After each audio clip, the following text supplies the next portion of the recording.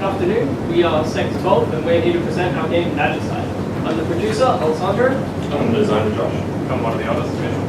The others. I'm one of the programmers, and my name's Daniel. Programmer, Colin Mitchell. My name's Chris. SectorXII is a shooter player arena based, arena team twin stick shooter.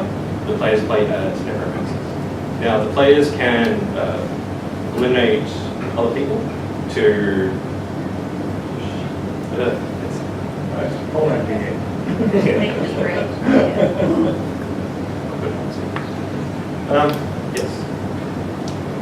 I'll start with the call.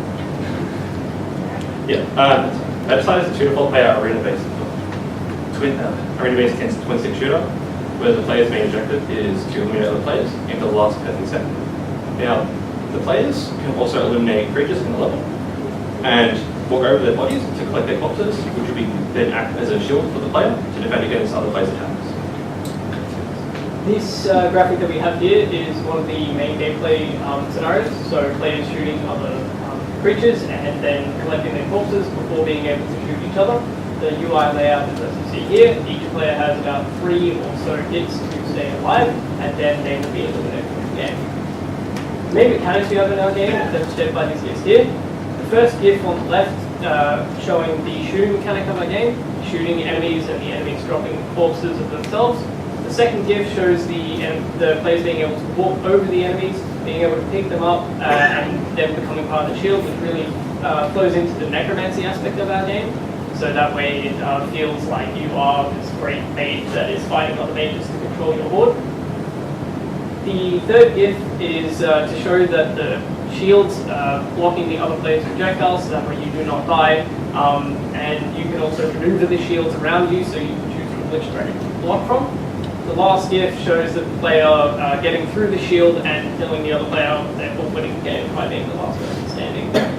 This magical aspect of our game really feeds into the style that we're going for artistically, which Mitchell will now explain. So pulling reference from the Gothic art style and combining that with elements from fantasy and medieval, our main goal is to provide a magical and gloomy aesthetic. The colour palette that we've gone with is analogous, using desaturated blues and greens for the environment, while using the lighter purples and blues for any emissive touches that play projectiles.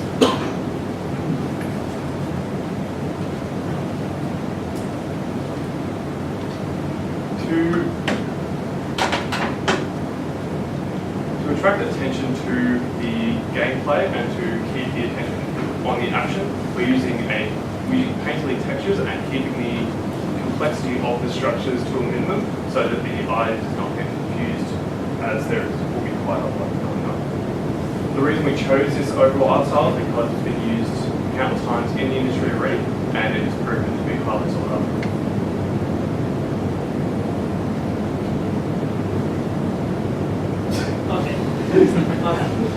When approaching the character aspect of our game, we wanted to achieve a very strong silhouette. So instead of using the classical staff or wand for the character, we chose to go with a shoulder-mounted weapon.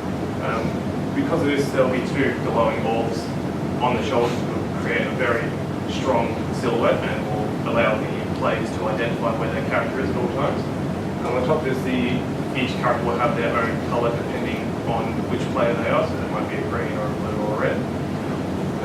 When throughout the concepting stages, me and Mohammed decided to go for a modular design because it's a strength of both of ours and it allows us to keep a consistent art style throughout our game. Any questions?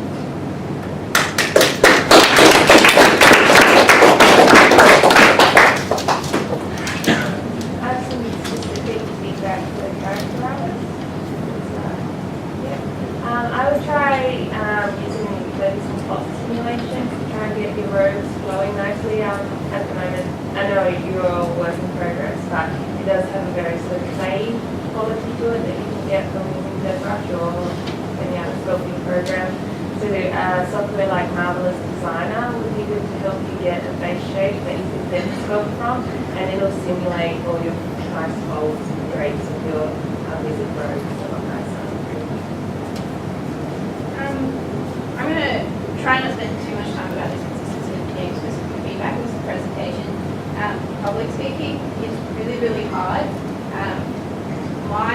biggest suggestion is to like just practice.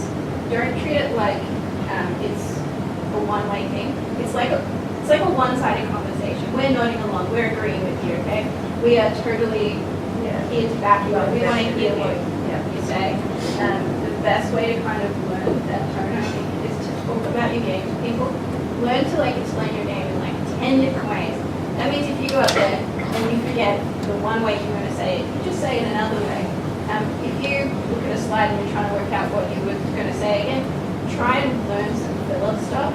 Like just kind of go like, oh look, there's Dota, there's League of Legends, and kind of fill that time. But I'm not going to spend. Yeah, another suggestion, because it's something I struggle with, is that I was trying to speak as if you're speaking to friends as well. Like it doesn't need to be so stiff and formal, like reading from a card or something.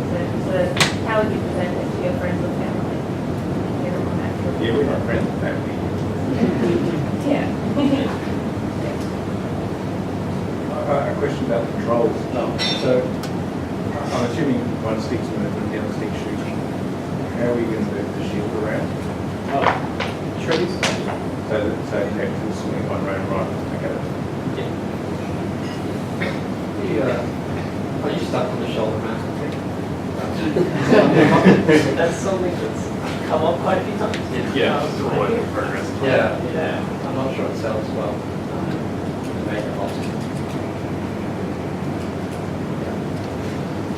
Sorry. Yeah, so it's like corpse shields. Yeah. Pretty cool.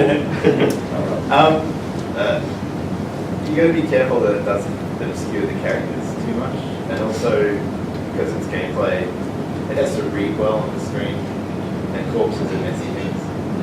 So it might be better to consider something like it's just the skulls. I mean, your necromancers, so maybe extract the skulls from your foes, or it's like balls of soulfire or something like that. That might, like, it's a shield that you're rotating, so it's got to be super clear, especially in a fast-paced game. Because you're using the triggers to like rotate the whole like cylinder, right? Yeah. So you're not going like shields north, shields west. It's like rotate for shields. Yeah, that's it. So yeah, something maybe like skulls or balls of energy, or just something that won't be so messy. Yeah. So it's a small detail, but I would consider a necromancer or something that raises the dead, not necessarily uses the dead as a shield, but that so aiming there may not be quite right. I mean, it's not the end of the world. It's just. When you say corpse shields, that brings to me a sense of dark humor. I would love to see you play on it a bit more throughout your world. Like really make it a world where like it's a dark humor, like there's kind of this dark humor in it. It's kind of odd to have like one dark humorous piece and not the rest. So like make it cohesive. Like I would love to play some game where I'm like, corpse, like, you know, even if it changes, find your humor somewhere in there. Yeah, like if you're gonna stay with corpses, do something like you take a hit and someone goes, not dead yet, or like little thuds and shrieks and squirts. Yeah, stuff like that would be cool. So it doesn't seem so rigid. Yeah. Yeah, and just I've been saying this feedback a lot. I guess it comes from like my QA background, but it's also like a common game dev. Play around with controls and speeds and timing, work it out, work out what's fun. If you don't know if something's going to be fun or not, there's lots of really fast ways of like rapidly prototyping these mechanics. Paper and pen, whiteboards and whiteboard markers, all these sorts of things, like flicking paper at like little models and things like that. Work out what's interesting, like create a list of like 50 mechanics, doesn't matter what it is, falling over, it's a mechanic, test it out, see if it's fun. Because I feel like it just needs a little more interest, like, so especially if you go down that humor route, you're going to have all sorts of weird mechanics you're going to have to test out. Do it fast, break it often, kill your darlings, pick the best, and you'll have a more interesting game. You'll get people more engaged, like this is competitive, you need to have a twist that makes me want to play it. I think when you'd be wary of too many things shooting out at once as well, like the idea is you want some chaos, but is that a little bit too much chaos? Is Yeah. string of dots. retreat slightly from the design as it stands. You could automate the shield, so it's still serving its purpose, and then it's still diminishing and dying. But if you find that you've got so many projectiles that the player is just trying to get the pickups and aim at the same time, and moving the shield is one step too far, then the thing is like, what it'll do, the shield will move around to the hottest thing that's sort of coming at them at that time, so it has a little bit of intelligence. So I'm not suggesting you need to go there, but just if you had to, that'd be the first thing that I would do. Yeah, sort of like orbiting the plane and having a mind of its own rather Yeah, than the player having a absolutely, worry. because it's still, you've still got moving, aiming, picking up, running, and if you've got a really busy environment, if you're moving the shield and doing that, it might fall away, so the player might stop doing it. At that point, you might want to retreat back to automating that, so it has the same effect, and you're still trying to top it up. Yeah, yeah, definitely. Yeah, like rotating the shield might be a bit too clunky. You might have to maybe just move the stick and they'll go to that direction or something, make it a bit more responsive and more direct. Rotating the shield is like a station, isn't it? Yeah.